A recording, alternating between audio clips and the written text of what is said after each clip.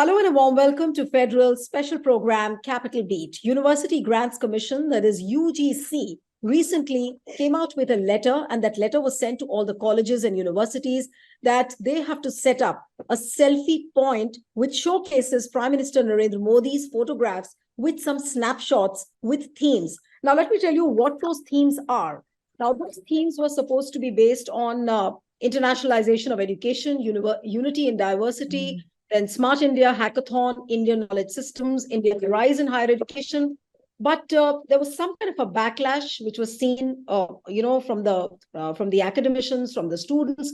So the themes, the design themes have been withdrawn, but the circular of the UGC remains that the colleges still have to go ahead and set up those selfie points.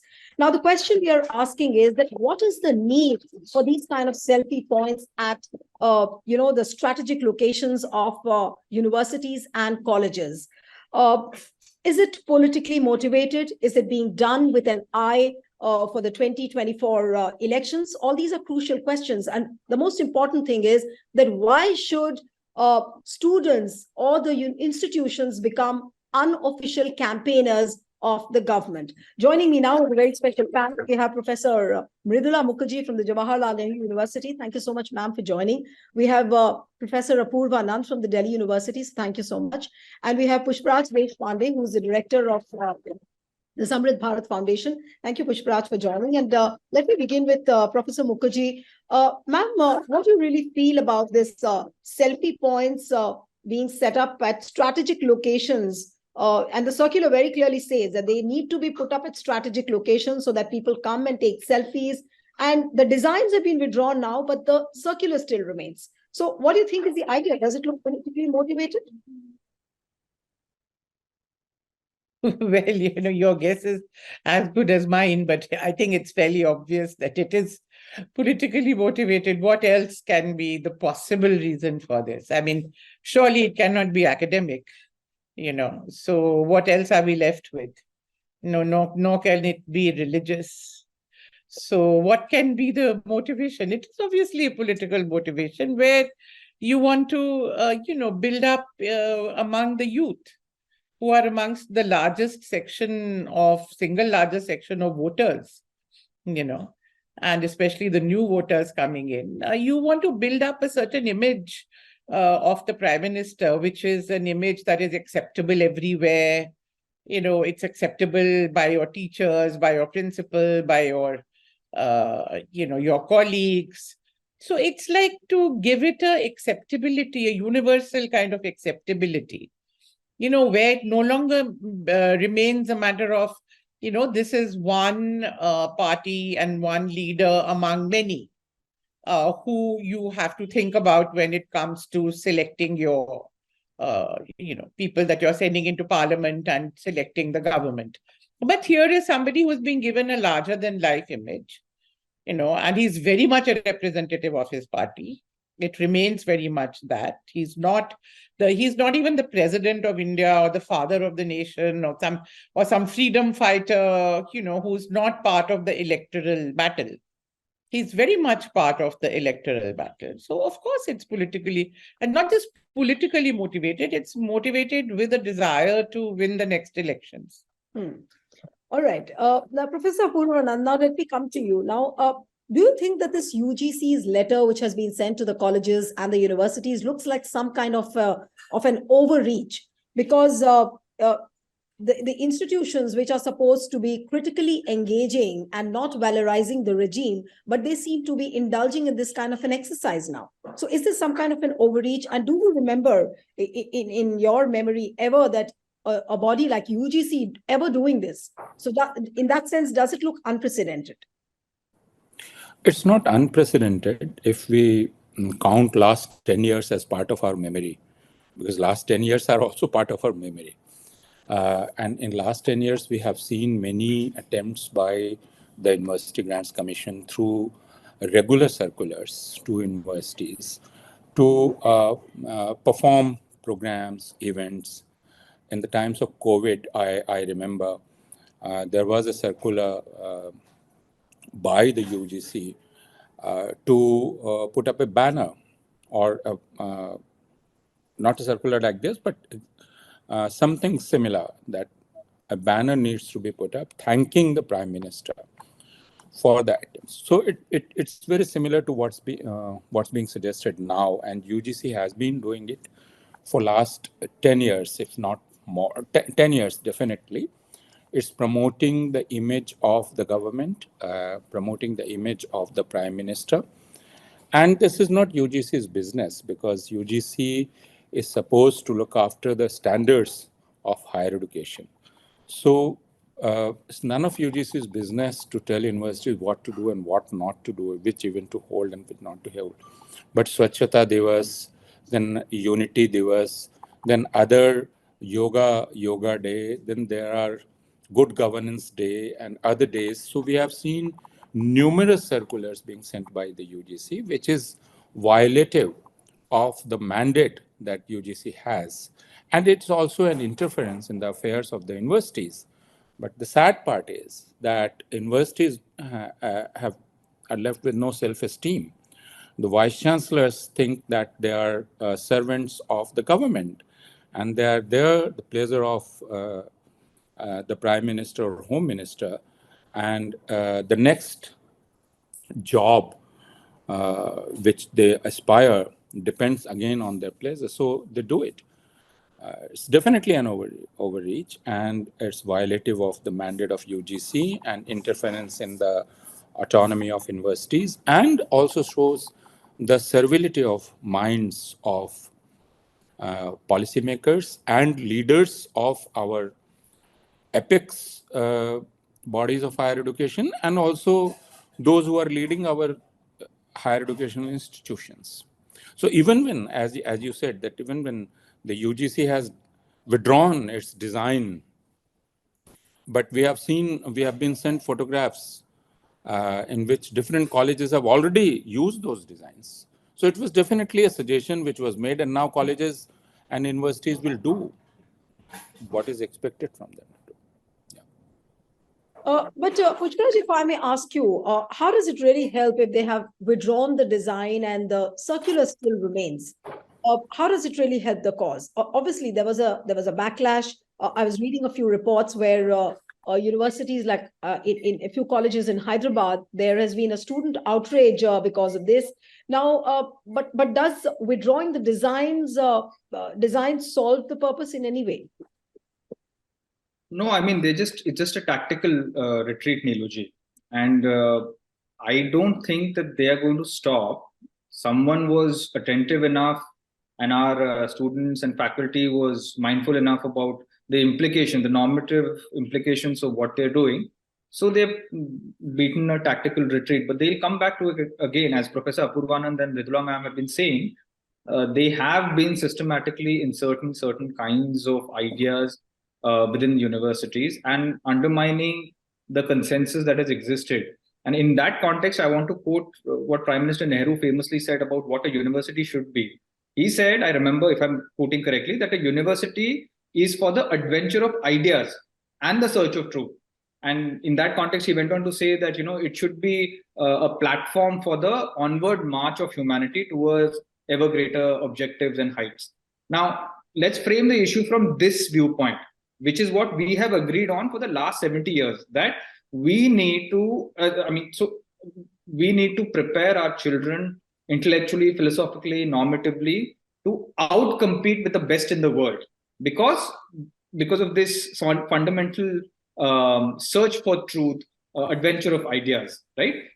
In stark contrast from this path that we've followed for the last 70 years, and there have been deviations, I'm not denying that. Even during the Congress government, there have been deviations. But by and large, this is the yardstick by which we have conducted ourselves. When I say we, I mean India as a whole. Now, there is this other path which has been proffered first in the NDA 1 government and now in the NDA 2 government, which is these last 10 years. This is something that your viewers, especially parents and students, have to think about. One is that you can prepare your children and yourselves to be intellectually, philosophically, normatively the best in the world. Or you can be blind, mute cheerleaders for the ruling dispensation. Because the BJP is systematically converting universities into just another platform, yet another platform to propagate its views. They've done this with the media. They've done this with social media. They've done this with films, with serials, with the parliament. And now universities are just the latest casualty in this constant lust for hegemonic control over our hearts and minds. So you frame that issue in this, the interference with the textbooks, the performative events that they're doing, the performative religiosity that they're imposing within universities, the purposeful circumscribing of certain kinds of ideas and certain kinds of books in universities. This is so that you put blinkers on students. Why would you do that? You do that because you want to recalibrate hearts and minds so that you create a whole generation of people that is completely that is ideologically aligned with the RSS and the BJP. So, but in that context, there are severe consequences that everyone faces now. But Professor Mukherjee, if I may come to you now, this particular directive of UGC comes very close on the heels of another directive which came recently, and that was when the higher institutes in Maharashtra, they were asked to celebrate the birth centenary of the RSS leader, Dattaji Didolkar. Now, and suddenly, you know, this another directive of setting up selfie points. Now, do you think that now UGC doesn't think on those lines that, you know, the autonomous bodies shouldn't be peddling the government agenda? And look at the statements coming from the chairman himself. I mean, he says that we take pride in doing that when we put up selfie points. Now, how does one read that? This kind of a brazenness, which we criticize, we say that they shouldn't be valorizing the regime, but they are being so open, talking about India's pride. Yes, I think I'm glad you brought up that issue of the Maharashtra circular. I did read about it and I was horrified, you know, that now you can proclaim anybody as a public figure, social worker, you know, and give directives to, you know, the RSS can decide that now, you know, so-and-so is graduated from being an RSS person to a national or a regional figure at least, and accordingly the UGC will then decide to tell the colleges, you celebrate this, you do this, you do that. Here is it's a figure, at least, I'm sorry, maybe my ignorance, but I had never heard of, frankly. You know, then he must have been a very much a Maharashtra figure. I don't know. People from Maharashtra can tell us if they had actually known him as somebody very significant. You know, Pushparaj is from Maharashtra, so he can tell us a little. Maharashtra. Yeah. Pushparaj is here. I think we should ask him whether he'd ever heard of him. Yes, Pushparaj, you want to make a quick point? No. I mean, there are like a galaxy of stalwarts that Maharashtra has. Exactly. I mean, you know, as I said, Maharashtra has produced such great figures right from the 1840s who came up with the first economic ideas of nationalism, pre-1857, pre-Dadabhai Naoroji. You know, and here you are picking up somebody who most people have never even heard of and saying, celebrate him, you know. And mind you, as far as your comment on the head of the UGC, I mean, you know, since I was in JNU for the better part of my life and still very much in touch with what's going on there, I mean, we are not surprised because the present head of the UGC is actually shown his true credentials for 5 full years or more in JNU. And we know on the ground over there exactly what kind of policies he pursued. And this was obviously a reward for the wonderful work which he did in making appointments and suppressing any kinds of freedom and dissent, and asking the great achievements like asking people like Ramila Thapa for their CV, you know, which you all know about those great performances.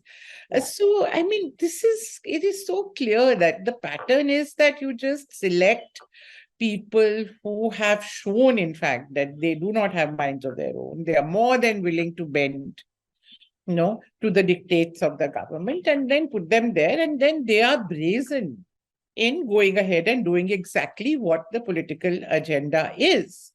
And let me put on the table, Purvananji is here and he would know much more than me, especially at a detailed level, what's going on. Pushparaj mentioned that the business of the UGC is to ensure, and I mean, in fact, Purvanand said, to ensure that standards of education are maintained.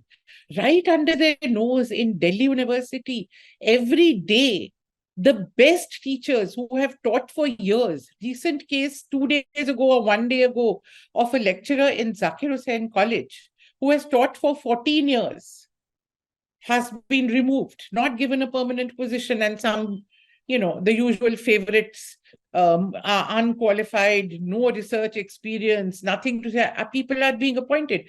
I've just learned that in Ramjas College, 10 people, 10 ad hocs were thrown out in the English department.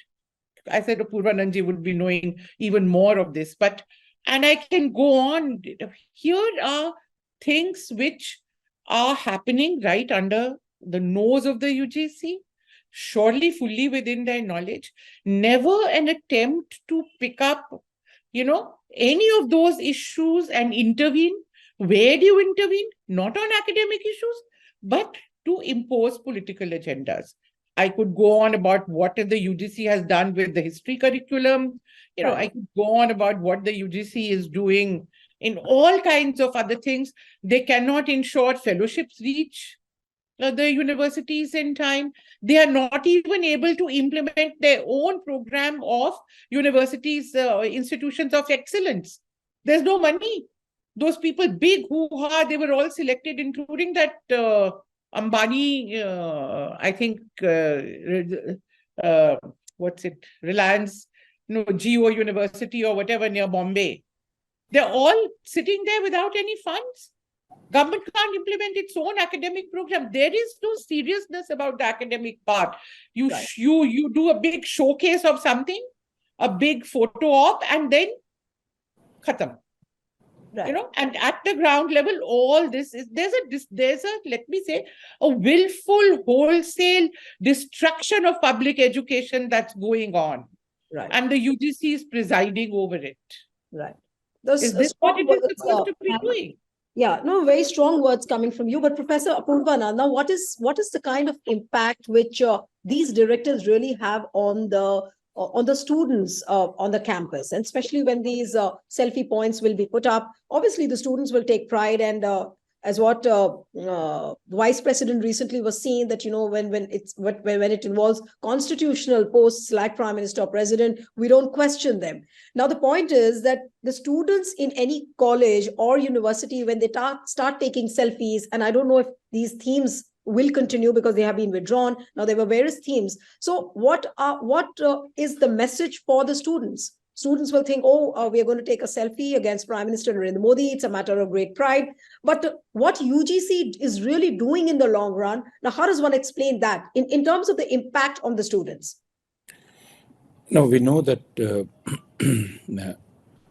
nothing what we say is going to make any difference or impact, but it must be put on record what our supreme bodies did in these times, and what our leaders of all institutions did in these times. They failed, not only failed, but they willfully played the role of propagandist of this government. That must be said.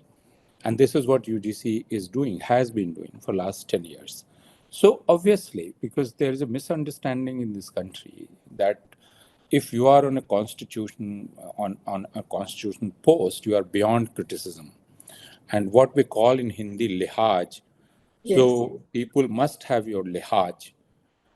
So if Prime Minister is there, he's beyond question, he is beyond criticism. So that is a misunderstanding. That is the national common sense. And when you do it, when you put up a cutout of the Prime Minister, naturally students go with this idea that he is our constitutional head, and standing beside him should be a matter of pride. So you do not inculcate a critical attitude towards our leaders who hold constitutional posts, and they are accountable to the people. So this whole idea of accountability goes, because you accept that they are beyond criticism, and you must take pride in. I think no self-respecting person would rush to get himself or herself photographed with a person in power. No self-respect, at least in the field of academia. Yeah, But now Professor, I'm told, and I'll conclude with this part, that the ABVP is having its gala conference, and I'm told, again, I have no way to verify or confirm, but teachers have given 5,000 rupees, 10,000 rupees for this. And there is also a rumor, and it tells you about the ethos of the university. I have no way to confirm, and it should not be taken as confirmed. But the fact that this rumor is taking down tells us something about the culture of our academic institutions, that teachers have paid 50,000 rupees or 51,000 rupees only to be in the queue to do Pushpa Varsha on the Prime Minister or Home Minister. So if this is the culture that we are building on our campus, then I don't know what to say. But again, as I said, that universities are autonomous, universities are well within their rights not to entertain such circulars, but it's not happening. No, but Professor, this is really horrifying. The example which you gave, that why teachers should do a Pushpa Varsha on Prime Minister Narendra Modi. But what I wanted to ask you is that can this idea now be challenged? Because it just comes ahead of the 2024 elections. And as it's going to be done nationwide across colleges and universities, can this idea be challenged not to put up these selfie points? Now, since this directive has already gone, the designs have been withdrawn, but the circular remains intact. So it confuses. It can be challenged. See, UGC will say that we are only promoting national pride. Now, national pride is something, again, which is beyond question. Second, UGC has withdrawn that design part of its circular. But as I said, that since it was suggested right in the beginning, so universities have taken cue and have started doing what was withdrawn. So UGC will say that we have not instructed anything. They are doing it voluntarily. They are autonomous bodies, and we cannot interfere in their affairs. So it's their decision. We are nowhere. This is the stand that UGC will take, and you will have no answer. So this is a very cunning way of doing things. Again, if you say that universities should be told not to do it, UGC will say that you are asking us to interfere in the autonomy of the universities. We are not going to do it. Right. Absolutely. Now, Pushpaj, if I may come to you. So, I mean, whatever discussion we've had so far, are we in a position to say that this looks like a full-blown propaganda to, build some sort of a cult figure for Prime Minister Narendra Modi? And of course, this is really going to help him in the coming elections. I think everything that the BJP has done in the last 9 years can be classified and characterized as what you said. It has been to promote the cult of the Prime Minister. There's nothing new in this. See, I want to point to, I don't know if some of you have been following on Twitter, Dr. Sanjeev Sanyal, who is now the current, is a member of the Economic Advisory Council of the Prime Minister. He has been recently ranting against Harvard, Yale, and MIT in the US for their faculty taking a measured stance on the Israel-Palestine conflict in a congressional hearing. He critiqued them for not aggressively taking a unitarian stance, and taking cue from him, the entire right-wing ecosystem in India bemoaned how universities in the West are infiltrated by the left, and hence universities and therefore the West is in intellectual decline. Now, leaving aside the incongruity of that stance, let the West let them take care of their problems. But keeping aside that incongruity, if the right wing is so concerned about an intellectual bias because of political infiltration and indoctrination in the West, why don't they turn that high-powered gaze to India? To answer your question, is promoting the Prime Minister's electoral interests in Indian universities kosher? Is doctoring textbooks okay? I mean, doesn't this also tantamount to political indoctrination and intellectual stunting? Absolutely. If you say this, then you say the same thing here. I mean, if you're going to say that there can be no politics, there has to be a Lakshman Rekha to every university. Neither the left nor the right should influence their views. I mean, the philosophical normative basis of whether that is even physically possible is beside the question. But if you are going to take this high moral ground and say, "Bas ye hona hi nahi chahiye, this is a Lakshman Rekha," then do it. Start at home. Why are you giving lectures to the West? He's in the Prime Minister's Economic Advisory Council. Let him take the Prime Minister aside and say, "Sir, aap jo kar rahe ho galat hai. Please don't do that." Let him resign. Let him say that, "No, I'm resigning in protest because I firmly believe this view." Right. Absolutely. Now, let me get in the concluding comments from Professor Mukherjee and Professor Apurvanand. Ma'am, to you first. How do we really see this moving ahead?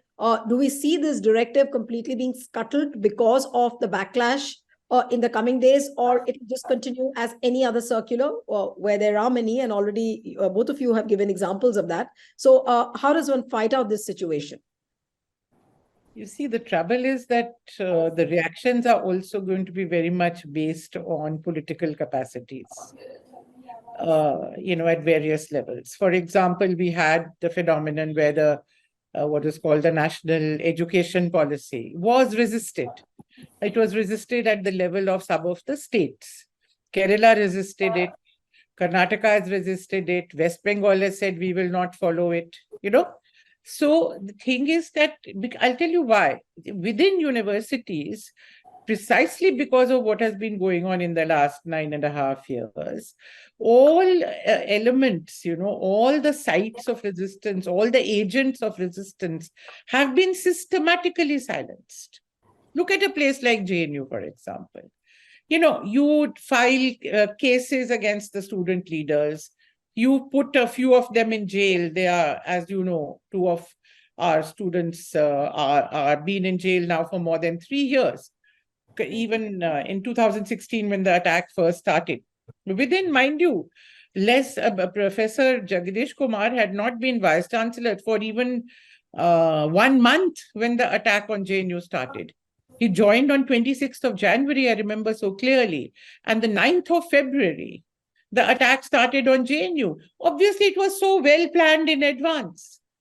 How suddenly those slogans were shouted over there, and suddenly the police come and they pick up these 3 people and put them into jail. I mean, the whole thing was so stage managed. It was so very clear, And you also remember the attack 2020, January 5th, when all these students came from outside ABVP and all, and not one person has been punished, where teachers were beaten up, students were beaten up, hostels were ravaged, steel rods were used, violence.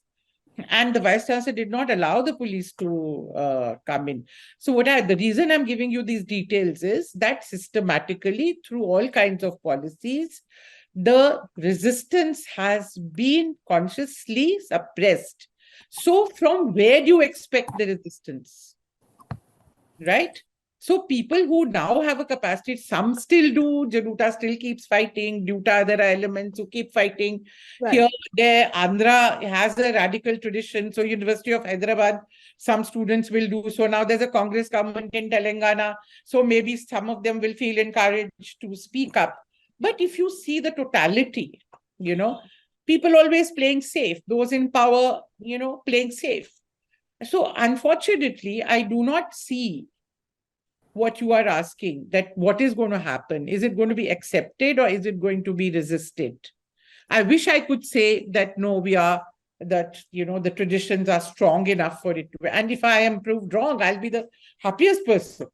Right. If this actually happens. But I'm not so hopeful that there will be, because we have, people have to live also. Let's understand, people have to live their normal lives. All these people that, as I mentioned, Apurvanand knows better than me, who have been thrown out of their jobs in Delhi University. Many of them are people with grown-up children, with old parents. They don't have, they don't know where the next meal is going to come from, where they're going to pay rent. They have to live their lives. What do they do? Do we expect they're now going to come there with a jhanda and fight?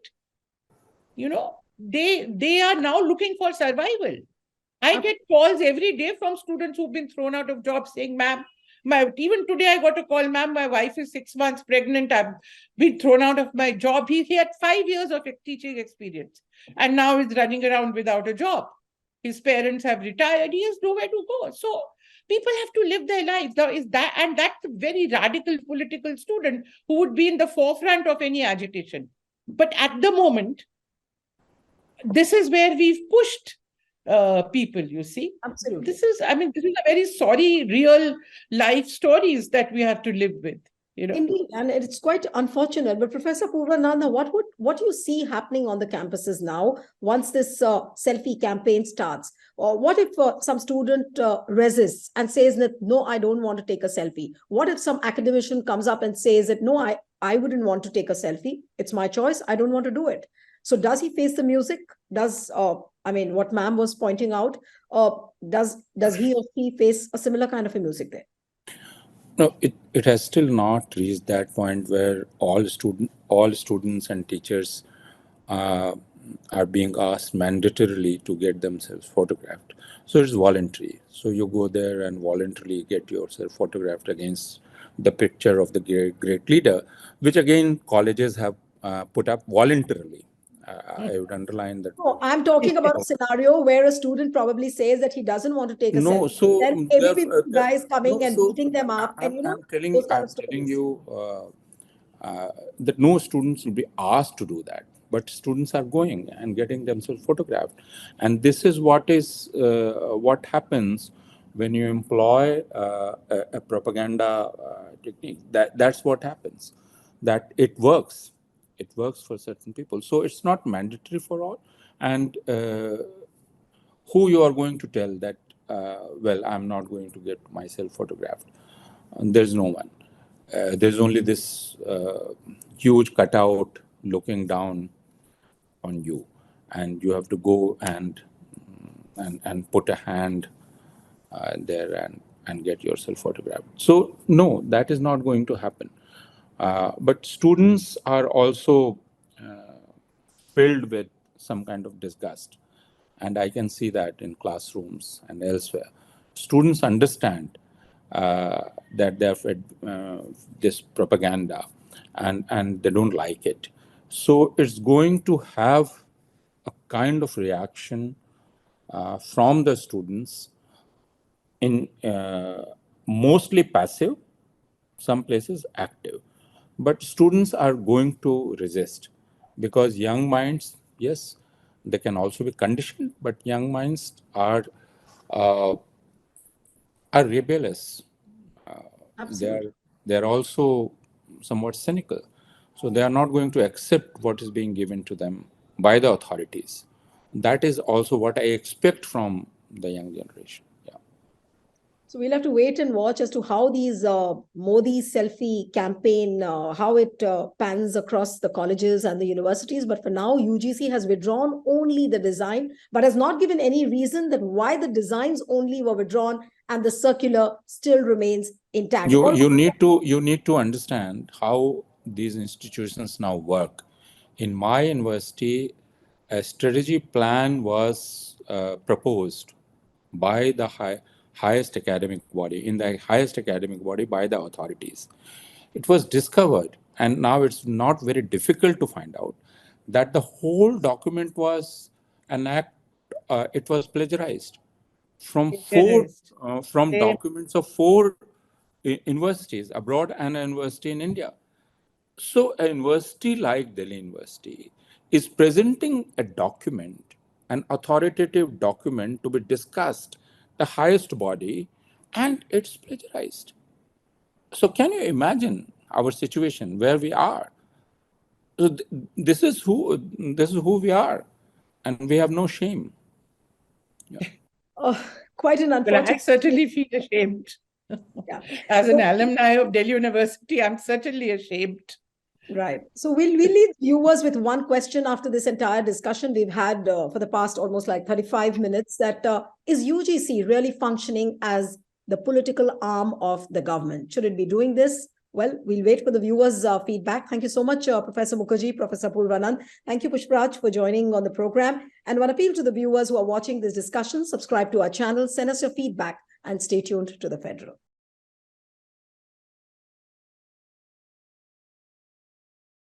Subscribe to The Federal's YouTube page for more news and updates.